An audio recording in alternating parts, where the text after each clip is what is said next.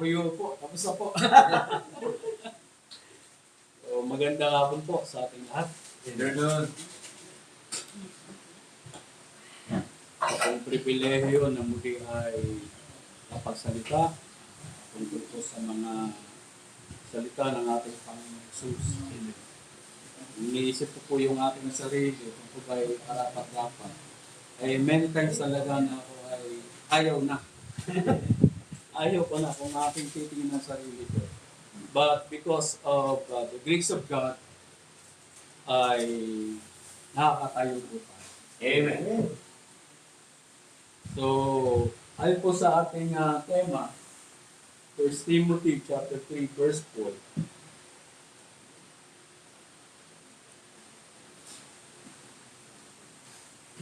First Timothy chapter 3, verse 4. Ito po ang sinasabi ng Biblia. This is a true saying, if a man desire the office of a bishop, he desireth a good work. Bishop then must be blameless, the husband of one wife, vigilant, sober, for good behavior, given to hospitality, up to teach, not given to wine, no striker, not greedy of filthy lucre, but patient, not a brawler, not covetous. One that ruleth well his own house, having his children in subjection with all gravity. For if a man know not how to rule his own house, how shall he take care of the church of God? Not a novice, lest being lifted up with pride, he fall into the condemnation of the devil. Moreover, he must have a good report of them which are without, lest he fall into the reproach and the snare of the devil. Alright, so napakahalaga po ng mga ginagampanan ng isang bishop, isang pastor, isang elder. No? Kumbaga ang isang elder, isang pastor ay parang ang tingin ng tao sa kanya, siya yung taong dapat hindi nagkakamali. Siya yung taong dapat hindi pariringgan ng salita na hindi ka nais-nais. But, sad thing, hindi naman tayo ganun ka-perfect. Hindi naman tayo angel na tayo ay hindi nahuhulog sa kasalanan. Kaya maraming panahon tayo ay malungkot most of the times dahil hindi natin maabot yung kanilang standard. Ang mas matindi, ang nagbibigay ng high standard sa atin ay mga unbelievers. No? Sila yung palaging nakabantay sa atin na tuwing meron tayong hindi magagawang maganda, siya yung magtuturo ng daliri sa hindi You are not worthy to be a pastor. You do not deserve to be a pastor. Kaya kung meron mang pinakamalungkot na tao sa buong mundo, yan yung pastor. Laban ng asawa, laban ng mga anak, laban ng mga biyanan. Alaban niya yung mga tao sa paligid. Kaya sabi niya, kahit from without, dapat blameless ka eh. So yun yung isang tao na kapag nakita natin yung sarili natin, talagang hindi ako karapat-dapat. Sabi ko kay misis ko, iniwan ko na lahat yung pag-preach. Isang buwan na ako nila preach. Dahil sa katigasan nila mga members, tuwing linggo, isa lang nandun. Sabi ko, tingnan ko muna. Sabi ko, baka hindi naman talaga ako karapat-dapat. Kasi sabi ng asawa ko, you do not deserve. Kasi pinapabayaan ng pamilya mo, hindi mo mapaaral. Sa isip-isip ko, okay, pastor lang naman ako, hindi naman ako senador na malaking kita. Mga doktor yung mag-aaral na ako. Kaya ko ba? Suicide yun. Diba? Bagamat ang pangarap ng anak natin ay mataas, kung aabutin natin yun, lalayo tayo sa Panginoon. Lalo yung pastor ka, pipitsugin ka. High school graduate ka lang. Paano mo may ibibigay pangangailangan ng pamilya mo kasi pastor? So, ang tendency mo is, iwa naman pagiging pastor, o magtuloy ka pagiging pastor na yung pangangailangan ng pamilya mo, hindi mo mamabot. Let's face the reality. Diba? Kung ito lang yung kakayahan na pinagkaloob ng Diyos sa akin, hindi ko kaya magpatapos ng isang doktor. Kailangan naman pilitin ko, wala akong pagtapas ko. Sa biyaya ng Panginoon, yun na sabihin natin. By God's grace, makakatapos sila at ako nagpapastor. Biyaya naman ng Panginoon, yung aming nagiging dentist or really, 4 years na sa pag-aaral. Amen. Kaya lang. Amen. Yung dalawang bata, nasa senior high na rin. Buti isa, PMA, kung makapasa, wala nang gastos. Tapos yung bunso, doktor pa rin. Sabi ko, anong gagawin ko? Mag-resign na lang, mag-networking na lang ako. Diba? Pero, habang ako nagbubulay-bulay, sabi ko, Elder, alanganin ako makapunta sa conference. Una, talagang drain na drain. Pangalawa, yung isang dahilan ko, ayoko na magpasto. Eh, nung sabi, papadala ka ng pera. Ay, gusto ng Panginoon pa rin magpasto. Binigay niyo po ang kailangan ko eh. Diba? Kaya sa isip ko, kahit yung pag-aaral ng mga anak ko, ibibigay niya rin. So, make this story short, yung qualifications na meron tayo na hinihingi ng Biblia, dapat sundin natin mga kapatid. Hindi dapat mahadlangan yung ating paglilingkod sa Panginoon dahil hindi sa mga bagay na ganyan. Dapat maging balansa yung pag-iusap natin. Hindi natin pwede sila yung i-please. Sige. Kailangan magtapos yung mga anak natin, iwan ang pagpapasto. Kailangan maganda lagi sinasabi ng biyan nato, hindi na magpapasto. Ay, hindi gano'n. Mas lalo tayong magporsige. Amen. Tayo magpatuloy sa Panginoon. Hanggat kakayanin natin ayon sa biyaya ng Panginoon, abutin natin yung standards na hinihingi ng Panginoon. Maging buhay tayong patotoo ng Panginoon ang magpo-provide, hindi tayo. Amen. Sabi ng misis ko, 2 lang anak natin ha. Kasi hindi natin kayang buhayin. At ko, Diyos ba ako na nagbibigay buhay? Kahit ako'y mamamatay, bubuhayan din siya. Tinulog ng Panginoon na sila'y panganak, pagpanitulog ng Panginoon kung ano mong pangailangan, ibibigay. Amen. That is faith. Kaya sabi ko, sabi na parang mukhang bata kasi hindi ako stress. Alam ko, Panginoon magbibigay, hindi ko pinoproblema yung malayo pa. So, kailangan natin pong abutin yung mga nire-require sa atin. So, being an elder ay kinakailangan tayo magkaroon din ng puso na parang alipin. Yung servanthood attitude. Amen. Kasi yung plurality of pastor, hindi posibleng mangyari yan kung lagi meron nagmamataas. Yung nauna sa'yo, kung sino yung pastor, assistant ko lang. Amen. Laging ganyan. Hindi rin tayo pwedeng maging qualified elder kung tayo ay sasablay din sa mga qualification nito. So isa sa qualification, dapat meron tayong servant attitude. Amen. No? So tingnan po natin, sabi sa aklat ni Juan, John chapter 14.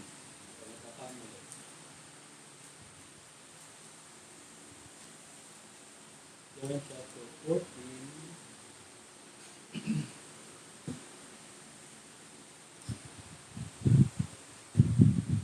Yan, sabi po ng Panginoon, John chapter 13, verse 14 and 15. Sabi po sa verse 14, if I then, your Lord and Master, have washed your feet, ye also ought to wash one another's feet. For I have given you an example that you should do as I have done to you. So the Lord Jesus Christ has set an example for us. Being Lord and Master, being the King of Kings, Amen. siya po ay nagpakumbaba, nahugasan ng paa ng kanyang mga apostol. Hindi po yun. Sa yung pinagmumula ng ating buhay, sa yung Diyos ang makapangyarihan sa lahat. Sabi nga ng Biblia, walang namang bagay na nalikha kung wala siya. No? Siya din yung source ng ating buhay. Siya rin yung ating tinapay ng buhay. Pero siya yung nagbigay ng halimbawa sa atin na maghugas ng paa ng mga apostol. Sabi niya, kung ako na inyong Panginoon and Master, ay hinugasan ko ang inyong mga paa. Gayon din naman, kayo ay maghugasan ng paa sa isa't isa. Verse 15, for I have given you an example that you should do as I have done to you. No? So parang napakahirap gawin ng isang tao na hugasan mo yung paa ng iyong kapwa. Parang napakahirap lunukin ng pride. Amen. Ito ay yuyuko, hugasan mo yung paa.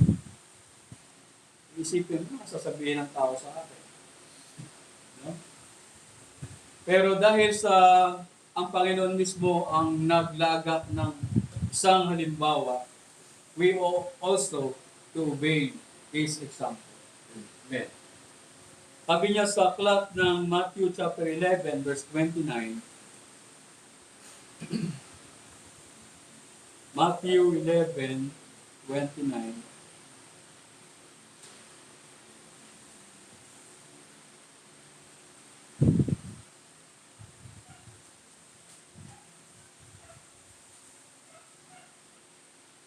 O, ang sabi ng Bible, not 11. 11:29. Ito sabi ng Bible, take my yoke upon you and learn of me, for I am weak and lowly in heart, and ye shall find rest unto your souls. Amen. So ang Panginoon ay maamo at lowly in heart. Since He has set an example by washing the feet of the apostles, sabi niya, follow my example. Sundin niyo ko yung yung aking ginawa. Dahil ako yung taong mababa ang loob. No? Hindi ako mapagmataas na kagaya ng iba. Sundin niyo ako, and ye shall find rest in your life. So being a servant of the Lord Jesus Christ, hindi tayo mas mataas sa ating Panginoong Hesus. Pero kinakailangan nating sundin kung ano man yung example na pinakita niya sa atin. Amen. Dito sa ating mundong kinabubuhayan o kinabibilangan, yung salitang servanthood ay hindi natin makita na sinasapa mo ay. Lalong-lalo na pag tinignan natin ang mga politiko, di ba? Amen. Puro pangako, pagsisilbihan namin kayo. Ganun din ang mga military. We will serve and protect. Pero sila pa yung pinatatakutan natin kaysa doon sa mga tao nasa labas. No? Bakit? Kasi yung kanilang katauhan ay wala yung tinatawag na kapapaan. Amen. Halos lahat ng tao ang hinahanap, lalo siya sa taas. Diba, Elder? Kahit sa networking, yan. No? Amen. Ayokong pailalim sa kanya, ako yung kita. Ganyan sila. Kita. Pumunta na, kauna ako. Lahat gusto lang sa taas, ayaw naman tumarabaho. O, diba? Gusto mo ano, ayaw mo ka. A true leader must set an example. Amen. Kaya pala lagi ko na sa Elder Romel. Ayaw mo pailalim sa akin. Ayaw mo. Nauna ka siya ko din. Sabi nga ng military, kung gusto mong ikaw ay kilalanin, dapat magpakababa. Always up is always down. So, ang Panginoong Jesus ay mataas na, pero napakababa. Amen. No wonder, talagang in-exalt siya ng Panginoon at nakatayo siya doon sa kanang luklukan ng Diyos. Amen. Pero sa to say, kahit sa mga grupo ng mga mananampalataya, hindi din niya gusto yung nabi sa taas. Parang si Diotrephes, he loves the preeminence in the church. Kung sina Pablo ay bumisita sa kanila, hindi sila pinansin, hindi ni-recognize yung authority ni Paul, iniwanan sila ni Paul. So, ganoon din sa ating simbahan, ganoon din sa ating mga kapwa mananampalataya. Laging nandun yung parang pride na siya nandun sa taas. Nangyari yan nung panahon ng mga apostol. Hindi ko alam kung sino yung nag-insinuate, yung nanay o yung mga anak. Kasi dalawang ako sa Bible. Pero sinabi doon na yung mother ni Zebedee at saka ni James, o yung anak ni Zebedee, si John at si James, lumapit sa Panginoon. Panginoon, kung maaari sana, ang aking mga anak ay sa iyong kalawalhatian, isa nasa kanan, isa ay nasa kaliwa. Meron din ako sa Bible na sinabi ng magkapatid, Panginoon, ibibigay mo ba sa amin yung aming kahilingan? Ano yung inyong kahilingan? Na isa na namin, ang isa ay uupo sa kanan, isa sa kaliwa, sa iyong kalawalhatian. Dalawang account. So, kung ating susuriin yun, kung ating pag-iisipan, anong mentality meron yung magkapatid? Diba? Kasi dito sa previous text niya or verses, ang Panginoon ay napahiwatig na siya ay papatayin, ay pagkakanulo ng isa sa kanila. Kaya nagtanungan sila, sino kaya ang tao yun na magkakanulo? Isa rin sa tinanong nila, sino kaya magiging pinakamataas sa kaharian ng Diyos? So may account doon na habang naglalakad, sabi ng Panginoon, ano yung inyong pinagtatalunan? Kasi kahit sa daan, nagtatalo, sino talagang magiging kahit sa heaven? Hindi halit. So, ibig sabihin, hindi natapos sa isang lugar yung, kasi nagalit na nga yung 10 na apostles eh. Kung galit na, nagkaroon sila ng sama ng loob. Siguro kaya sa habang daan, nag-uusap-usap pa rin sila. Dito talaga. Eh sabi ng Panginoon, ano yung inyong pag-uusapan? Eh sabi ng Panginoon, hali kayo. So, tinawag sila ng Panginoon. Tingnan po natin yan sa Mark chapter 9, verse 33. Mark 9:33.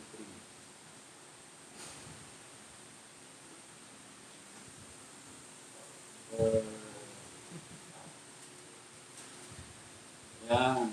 So sabi sa Bible, Mark 10, verse 9:33, and he came to Capernaum, and being in the house, he asked them, what was it that ye disputed among yourselves? By the way, sabi niya. Verse 34, but they held their peace, for by the way they had disputed among themselves who should be the greatest. Verse 35, and he sat down and called the 12, and saith unto them, if any man desire to be first, the same shall be last of all, and servant of all.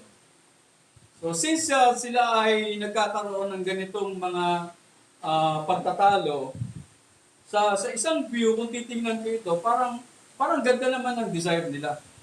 Kasi gusto nila talaga mapalapit sa Panginoon. Isa sa kanan, isa sa kaliwa. Diba? Gusto nila talagang halos yayakapin na nila yung Panginoon sa kanyang glory. Sa isang view naman, kung titingnan mo, para sila yung mga taong ambisyoso. Para lang tumaas, aapakan na yung iba. Kaya bilang tao, ang pananaw ng 10 ay masama yung kanilang gusto. Kaya sila ay nagkaroon ng mga isipin na hindi maganda.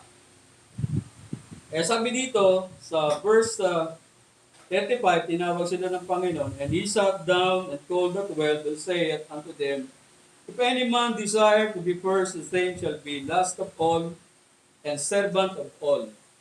And he took a child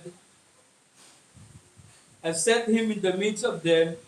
And when he had taken him in the arms, he said unto them, whosoever shall receive one of such children in my name, receiveth me. And whosoever shall receive me, receiveth not me, but him that sent me. So sabi ng Panginoon, kung gusto ninyo na maging great, no, kinakailangan maging kagaya kayo ng bata. Kasi ang bata ay madaling turuan. Unang-una, ang bata ay walang ganitong mga ambisyon na maging mataas sa iba. Simple lang, ang kasiyahan ng mga bata, maging masaya. No? At pag tinawag mong bata, lalapit, pag tinuruan mo siya, nakikinig. Kaya sabi ng Panginoon, kung gusto niyo maging great, kinakailangan maging kagaya ka ng bata. Pag-ugali, no? At sila ay magiging servant of all. So, hindi lang pagiging bata, kinakailangan din matuto tayong magsilbi sa ating kapwa. No? Kasi napakahirap na ikaw ay isang leader na diktador. Authoritarian. Na kung ano yung sabihin mo, siyang masusunod. Kapag pinatawag mo sa oras ng gusto mo, hindi dumating, susuntukin mo. Mga ganyang pastor. So, okay. Ang sabi ng pastor, isa lang ang dapat pastor sa simbahan. Hindi pwedeng plurality. Marami na ang churches na nitayo sa bawat locality, ayaw pa rin niyang gawing simbahan. Ako pa rin ang inyong pastor. Ayaw yung naka-umbrella sa akin. Mga preacher ko, ayaw. Sabi ng mission board, ito ang para sa iyong mission. Ito para sa iyo, reklamo. Malaki pa yung binigay mo para sa aso. Buti pa yung aso mo, pagkain beef. Sabi nagtiti sa tuyo. So, yung pagiging leader ay hindi dapat lagi kang nasa taas, dapat matuto ka rin magpakumbaba, matuto ka rin magsilbi doon sa baba. Kinakailangan laging nasa isip po natin ano yung kapakanan ng ating mga kapwa manggagawa. Yes. Ano yung kapakanan nating mga kapwa mananampalataya. Hindi yung ating kapakanan. Kaya kung minsan, meron tayong sakit, hindi pwedeng hindi tayo pupunta doon sa bahay-sambahan. Meron tayong mahalagang lakad, hindi pwedeng mauna yung mahalagang lakad. Uunahin natin yung kapakanan ng ating mga mananampalataya. Dahil tayo ay mga lingkod ng Panginoon. Meron silang mga pangailangan, laging pangangailangan nilang nauna kay sa atin. Meron tayong pera na ngailangan sila, binibigyan natin. Wala nang listahan yun. Nakalista na lang sa tubig yun. Pag inabot, wala na. Wala ka ng record. Sa tubig ang lista eh. Diba? So maraming pangangailangan ng ating pong mga panampalataya na tayo mga elder bilang leader ng simbahan. Tayo yung dapat una na tumutulo sa mga pangangailangan bilang servant ng Panginoon. Hindi na natin titingnan kung ano yung estado natin sa buhay, no? Kung yung ating kalalagayan sa buhay, tinitingnan natin paano natin sila mapag-ibig. Diba? Ngayon minsan, mahirap yung mga maging mabait na abuso. Diba? Dapat meron din tayong borderline. Hanggang dyan ka lang. Right. Diba? So, dapat may wisdom din tayo. Kasi bigay tayo ng bigay bandang uli. Kapag tayo ng kailangan, wala na. So, being a servant of the Lord Jesus Christ, kailangan nating sundin ng Panginoon, na kailangan nating magsilbi talaga sa kanilang kapakanan. Kailangan nating maging kagaya ng bata pagdating sa larangan ng pagiging leader. Tingnan po natin ang Mark chapter 10, verse 45. Sabi ito sa verse 35, ng Mark chapter 10, and James and John, the sons of Zebedee, come unto him, saying, Master, we would that thou shouldest do for us whatsoever we shall desire. So, pinangalanan lang, diba? Kanina, wala pang pangalan. They said unto him, grant unto us that we may sit, one on thy right hand, and the other on thy left hand, and in thy glory. Sabi ng Panginoon, but Jesus, verse 38, said unto them, ye know not what ye ask. Can ye drink of the cup that I drink of, and be baptized with the baptism that I am baptized with? So dito, pinaiwatig niya sa mga apostol, gusto niyo maging great, gusto niyo maging mataas, pero kaya niyo bang gawin yung gaya ng gagawin ko? Kaya niyo bang inumin yung kopa na iinuman ko? Which is a symbol of suffering. No? Amen. Yung cup na yon na dugo ng Panginoon sa Kristo na kanyang iinumin, that's suffering. Kaya sabi niya, kaya niyo ba rin gawin yon? Can you suffer for my sake? Kaya nyo bang tiisin ang mga paghihirap na daranasin ko rin bilang inyong Panginoon? Ang sabi nila, they said unto him, we can. Kaya po namin. Sabi ng Panginoon, ye shall indeed drink the cup that I shall drink of, and with the baptism that I am baptized with, shall ye be baptized. But to sit on my right hand and on my left hand is not mine to give, but it shall be given to them for whom it is prepared. So, hindi para sa akin ang ibigay ang posisyon niyan, mga kapatid. Ang Diyos Ama ang magbibigay niyan. Bagamat kaya niyong gawin yung mga gagawin ko rin bilang pagsunod sa akin, yet it is not I. It is the Lord God that shall grant you this. So, hindi po hiningi nila, ibibigay. So, ibabalidate pa rin ng Panginoon yun. Dapat ko ba ibigay yung kanang luklo ka sa kanya? Ang kaliwang luklo ka sa kanya. Diba? Sabi dito, thank you, Elder. Sabi sa verse 41, and when the 10 heard it, they began to be much displeased with James and John. So, nagkaroon na ng samaan ng loob. No? Baga sa may papartihin isang bagay, ay parang nagtampo-tampo na. Baga mag-iwaiwalay. No? O yung naunang tinawag ng Panginoon, tapos yung lalagay sa kanan. Diba? Diba? Sabi ng Panginoon, tatatag niyo yung kanyang iglesia sa batong sinasabi niya, bilang ako si Pedro, tapos yung pala. Diba? So nagtatanong na sila, sino ba? Ibig sabihin, hindi lang yung dalawang merong ganong ambisyon, lahat sila. Kasi ganit eh. Lumabas sa katotohanan eh. Diba? Eh paano kami? Saan kami? Kaya sila ay nagalit sa magkapatid, sabi diyan. But Jesus called to him and said unto them, ye know that they which are accounted to rule over the Gentiles exercise lordship over them, and their great ones exercise authority upon them. Verse 43, but so shall it not be among you, but whosoever will be great among you shall be your minister. So, alam naman ninyo na yung mga nasa authority, no, sa secular na nakalalagayan, ay nag-exercise talaga ng authority sa tao. Lalo na yung mga scribes, mga Pharisees.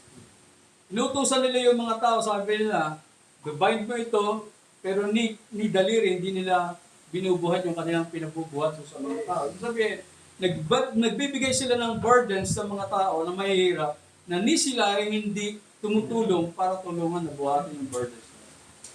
So yun yung mga leaders na nasa kapanahon na natin ngayon. Diba? Puro na lang batas ginagawa nila, puro na lang itong gagawin ninyo, samantalang yung tao naghihirap na naghihirap. Sila naman lalong yumayaman ang yumayaman. Babayad kayo ng tax na ganito. Dagdag kayong value-added tax. Diba? Sila yung nag-exercise ng authority habang ang tao naman ang nahihirapan. Ang sabi ng Panginoon, kung gusto niyo ng greatness, kung gusto niyo kayo maging matataas, gusto niyo kayo kilalanin, huwag niyo gayahin yung mga nasa secular world. Iba tayo. Ang ating kaharian ay hindi pagalingan.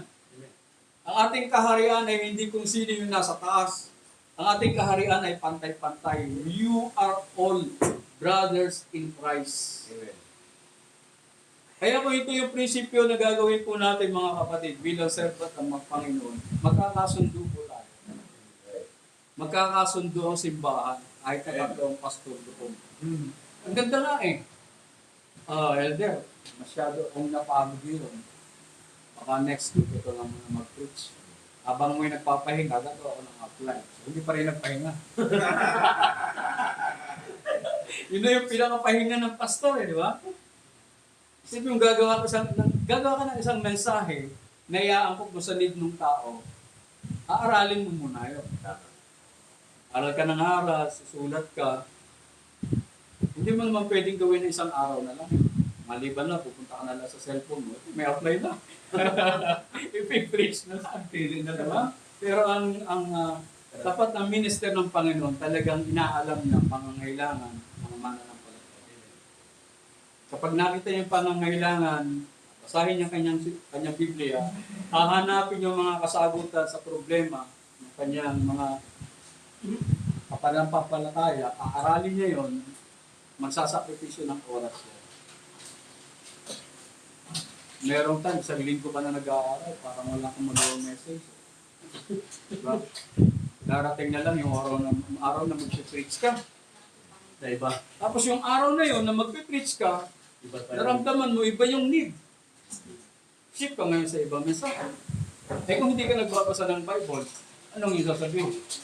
Mga kapatid, pasensya, di ako nakapag-prepare ng message niya. Next week na lang. Pero kung meron kang Bala. kasama, isa pang elder sa simbahan, mas magagaanan yung Yes. Amen. Right. Kaya nga naglagay ng deacons ang simbahan. Sabi ni Pablo, iwanan ba namin ang ministry of the word at magsaserve kami sa table? Huwag nawang mangyari. Maglagay tayo ng 7 deacons. Ang kaso, may 7 deacons na pagdating sa bahay, ito pa rin. Serve ka pa rin sa table sa bahay. Puprovide mo pa rin yung need nila. Talagang pipigayin ng maputi. Maisip ng pastor. Diba? Oh, kikita ka ng million pala dito, isang buwan. Sabi doon ka na lang. Kahit scam. Diba? So, mahirap po ang buhay ng isang elder. Kailangan niya maging isang tunay na leader sa simbahan. Kinakailangan siya meron ng servant attitude. Kinakailangan niyang ibahin yung kanyang pagiging leader kaysa doon sa secular. Huwag niyang dadalhin yung style ng nasa labas doon sa loob ng simbahan. Hindi po pwede. Hindi pwedeng maging boss ka sa simbahan. Walang boss sa simbahan. Amen. Right. Pare-parehas tayo sa gawain ng Panginoon. Kaya kinakailangan po natin mga kapatid, sabi niya, we should not be like the rulers, sabi ng Biblia, na nandun sa labas ng simbahan. Sabi dito, but Jesus called them to him and said unto them, ye know that they which are accounted to rule over the Gentiles exercise lordship over them, and their great ones exercise authority upon them. But so shall it not be among you, but whosoever will be great among you shall be your minister. So we have to minister to our fellow servants. Next, and whosoever of you will be the chiefest shall be servant of all. So yung papakita natin by example na tayong gumagawa, hindi tayo utos ng utos. Noong ako ay nasa ibang grupo pa, madali akong matouch. No? Kahit ako hindi naniniwala doon sa authority nila, pero yung example na ginagawa, doon ako nadadala. No? Yung isang nakasama kong pastor, hindi naman siya, sabi ko, mali naman yung katawan. Pero naririnig kong humahagulgul sa gabi. Umiiyak, nananalangin sa Panginoon. Sabi ko, there's something sa tao. Dapat ko rin gayahin. Merong pastor na binibigyan ng sasakyan ng miyembro. Sabi niya, hanggat meron akong miyembro na wala pang kotse, huwag muna akong bigyan. Yun ang kanyang princess. Pero sabi niya, ang ministry ko ay sa gawain ng Diyos. Mag-prepare ng mensahe. Magturo. Hindi ko ministry mag-soul winning. Kaya meron siya mga soul winners. Kaya pala. Sila ang sabi niya, sino ba ang kinukunan ng gatas? Di ba yung tupa? Ayan. O kaya magbigay kayo ng gatas sa akin. Sino bang nanganganak? Hindi ba yung tupa? Mag-soul winning kayo. Ako ay gagawa ng mensahe. Dito lang ako. Special linggo gagawa ng mensahe. Pero pagdating naman ng linggo, talagang nakaprepare siya. Diba? So ganyan din, kagawain ng Panginoon talaga na tunay. Dapat meron tayong pakagawa. Meron tayong fellow worker meron tayong fellow elder, Right. simbahan, na dapat natin kasunod. Parang gawain ng Panginoon ay mag-prosper at hindi mahinder. Amen. May hadlang talaga eh. Magtatrabaho ka, tapos nag-minister ka. Ang kailangan mong abutin yung 30,000 a month mo para sa pamilya mo, napakaliit pa nun. Saan mo kukunin yun? Mag-empleyado ka nga, hindi mo maabutin yun. Wala nang tumanggap eh. Yes, scam na lang tayo. Tapos wala pa tatanggap sa atin, nirarayo mo na, di ba? May sakit na. Pero by faith, we can go on. So, kinakailangan natin yung attitude na servant. Kinakailangan natin yung maging servant to others, minister to others. Yan po yung ating tungkulin bilang mga lingkod ng Panginoon. Sabi pa dito sa verse 45, sabi po dito, for even the Son of Man came not to be ministered unto, but to minister, to give His life a ransom for many. So the Lord Himself, sabi niya, hindi siya naparito para siya ay paglinturan. Sabi niya nga, I came not, sabi ng Biblia, not to do my own will, but the will of Him that sent me. So isa sa kalooban ng Panginoong Diyos ay ang Panginoong Hesus ay magsilbi sa atin, mag-minister sa atin. At kalooban ng Diyos sa atin ay maging minister din sa ating mga fellow servants. Kaya dapat nating gayahin, kailangan nating sundan ang example na pinakita sa atin ng ating Panginoong Hesus. Punta po tayo sa Matthew chapter 23, verses 1 to 12. Matthew 23, verses 1 to 12. Ito sabi ng Biblia, verse 1. Then spake Jesus to the multitude and to His disciples, saying, the scribes and the Pharisees sit in Moses' seat. All therefore whatsoever they bid you observe, that observe and do, but do not ye after their works, for they say, and do not. For they bind heavy burdens and grievous to be borne, and lay them on men's shoulder, but they themselves will not move with one of their fingers. But all their works they do for to be seen of men. They make broad their phylacteries, and enlarge the borders of their garments, and love the uppermost room at feasts, and the chief seats in the synagogues, and greetings in the markets, and to be called Rabbi. But be not ye called Rabbi, for one is your master, even Christ, and all ye are brethren. And to call no man your father upon the earth, for one is your Father which is in heaven. Neither ye be called masters, for one is your master, even Christ.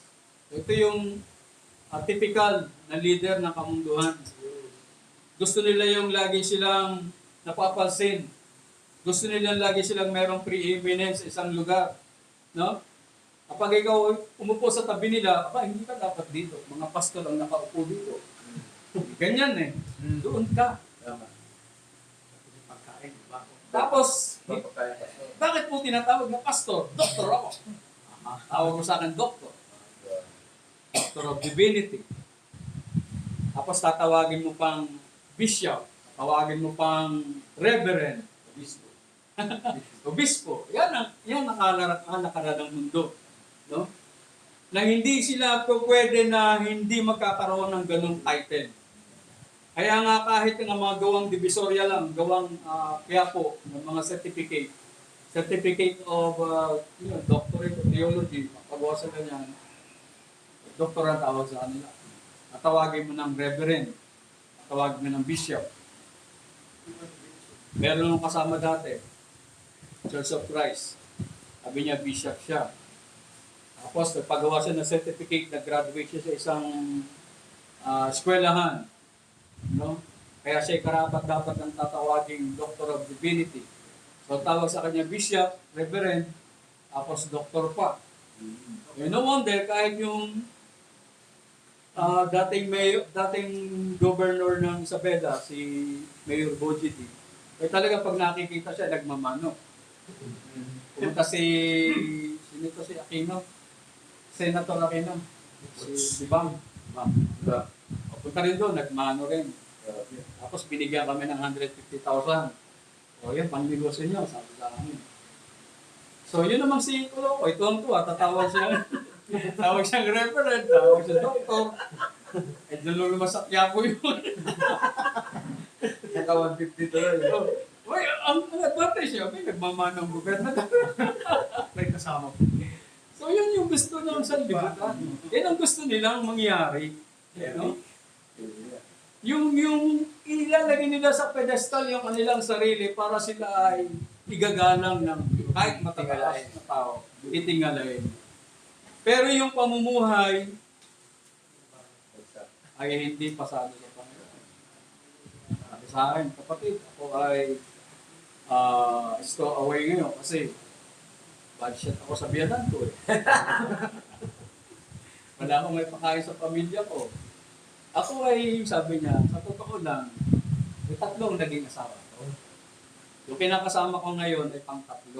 Sinabi sa akin ng rason. Abroad na, iniwanan siya. Yung isa, nakapag-asawa niya pa. Yung pala, siya naman na nangiwan pala. Pinuktok ko sa bahay ng kung ilang buwan. So, madaling salita, yung pamumuhay na pinakita niya sa akin ay hindi karapat-dapat sa mga title na sinasabi niya. Tama. Diba? Kahit ginagalang siya ng mga matataas na tao sa pamantayan ng Diyos, bagsak talaga siya. Kaya sa atin mga kapatid, bilang mga lingkod ng Diyos, hindi dapat natin papangarapin natin. Nasabi lang tayo na kagalang-galang, magpapaalipin na tayo sa... Bigyan ka lang ng patatas papaalipin na.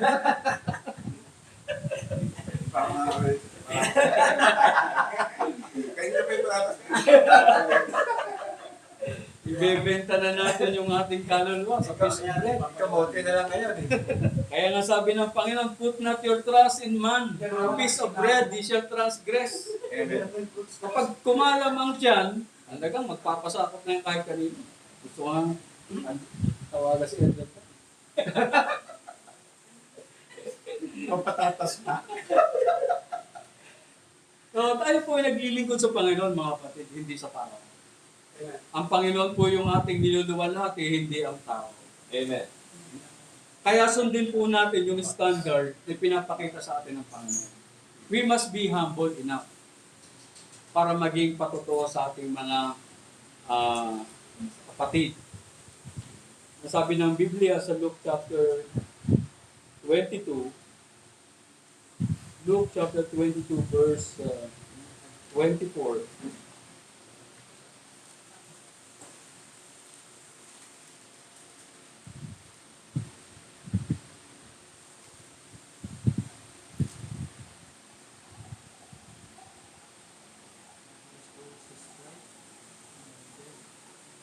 Kaya sabi dito, there was also a strife among them, which of them should be accounted the greatest. And he said unto them, the kings of the Gentiles exercise lordship over them, and they that exercise authority upon them are called benefactors. But ye shall not be so, but it shall not be so. But he that is greatest among you, let him be the younger as the younger, and he that is chief among you, as that serve, sabi ng Biblia. So, napakarami pong tawag dito, pagkakamali. Napakaraming patibong sa anak ng Diyos o sa lingkod ng Diyos. Minsan tayo ay naandun na sa bingit ng panganib. Nakakala natin ay tama pa yung ating ginagawa. Nakakala natin ay nagsisilbi tayo sa Panginoon, yung pala ay taliwas na sa gusto ng Panginoon yung ating ginagawa. Amen. Kung titingnan naman natin mga kapatid, wala namang sino mang tao, lalo na yung mga pastor, iisipin nila talaga, manggagancho sila. Wala naman sa isip nila yun. Ang iniisip nila, nagsaserve sila sa Panginoon. Gaya ng mga Muslim, di ba? Kapag nakapatay sila ng Kristiyano, ang iniisip nila, pwede sila gantipala sa Panginoon. Kaya ayun ang kanilang akaral eh. So ganoon din naman sa mga kapwa natin mga pastor, nasa isip nila paglilingkod sa Panginoon. Tawag gawa tayo ng mission board para yung finances ay madali lang, dumadaloy lang para yung gawain, palaki ng palaki. Eh naman kasi nangyari yun, di ba? Noong 1800s, nung nagkahiwa-hiwalay ang mga primitive, dahil doon sa mission board, yung pinadala si Adoniram Judson sa India, first missionary sa India, or Burma, doon humiwalay ang mga primitive dahil doon sa mission board. Tapos nagkaroon ng mga Sunday schools. Yeah. So akala naman nila, tama yung ginagawa nila. Ang akala nila, nakakatulong sila sa Panginoon. Diba? Hindi sila maliligtas kung hindi tayo pupunta doon. Diba, kailangan pala ng Panginoon ng partner para may maligtas. Diba? Or Savior. Or Savior. Oo. Ang sabi ng isa nasa sa Jeddah, nabasa ko sa Facebook, sabi niya, si John MacArthur ay nag-concede na. Hindi niya raw pwedeng i-reconcile yung Arminianism at saka Calvinism. Pero ako, kaya ko. Yaman nito. Kaya sabi niya doon, salamat na lang at tayo lumabas kung hindi, walang maliligtas ngayon. Ay akala nila tama. Pero hindi tama sa Panginoon. Pero tayo po mga kapatid ay mapalad dahil sa kabila ng tayo ay tingin natin talaga hindi tayo karapat-dapat. Pero pinagkaloob ng Panginoon sa atin na matutunan natin ang katotohanan. Amen. Hindi lang matutunan ng katotohanan na makita natin sa kanyang ebanghelyo yung napakaganda na plano ng Diyos sa atin. Mula doon sa creation, before the foundation of the world, hanggang sa glorification ng ating body, lahat pinalano ng Panginoon, lahat ginagawa ng Panginoon na yan, step by step, hanggang sa dumating tayo sa Panginoon. Habang nandito tayo sa lupa, pagpatuloy natin mga kapatid, manatili tayo sa katotohanan. Amen. Amen. Kinakailangan mabuti natin ang requirements na hinihingi sa atin ng Panginoon bilang mga manggagawa ng Panginoon. Right. Bilang servant leaders, gayahin natin ang example na kanyang pinakita sa atin. Amen. So, tayo po ay dumako sa panalangin. Let's pray. Dakilang Diyos, Ama, kami po ay salamat Yes. sa mensahe ito na pinagkaloob mo po sa amin. Amin pong mabahagi, Ama. Pininga po, Ama, na napakaganda ng ganitong gawain. Amen, Lord. Na Yes. bawat isa po sa amin ay nagkakaroon nga po ng kalakasan. Siya. Naririn niyo po, Panginoon, ang aming mga pangako po sa iyo. Strengthen po kami, lalo po kaming mananatili dahil alam po namin na kami po ay nasa katotohanan. Yes. Maraming salamat po sa paghubog mo po sa amin. Pamagitan po ng iyong mga aral na ito ay nakikita po namin ang mga loopholes sa buhay namin na kailangan namin ito rin. At ito rin po ay privilege namin upang may turo po ito sa mga tao, sa mga leaders pa, sa mga lingkod mo na susunod po sa amin. Piling po namin naman na kung ano man ang tinuturo mo po sa amin ay may pasa din po namin sa kanila. Sapagkat tunay nga po, Ama, ng katotohanan na pinagkaloob mo po sa amin. Yes. Maraming salamat po, Ama, sa iyong biyaya. Pagkat sa kabila ng aming mga kahinaan, kami po ay tinutulungan mo na tumayo sa iyong harapan at magpahayag ng iyong mga salita. Amen, Lord. Tunay nga po, Ama, na walang dahilan ang bawat isa sa amin ay mahina. Walang dahilan ang bawat sa amin, Panginoon, ay mag-quit. Yes, Lord. Bagkus lahat kami po ay magpapatuloy sapagkat alam po namin someday kami po ay yung itataas. Mali, Ama, ang lahat po ito ay aming dalangin. Salamat sa aming pangalan ng aming Panginoon Jesus. Amen. Amen. Amen.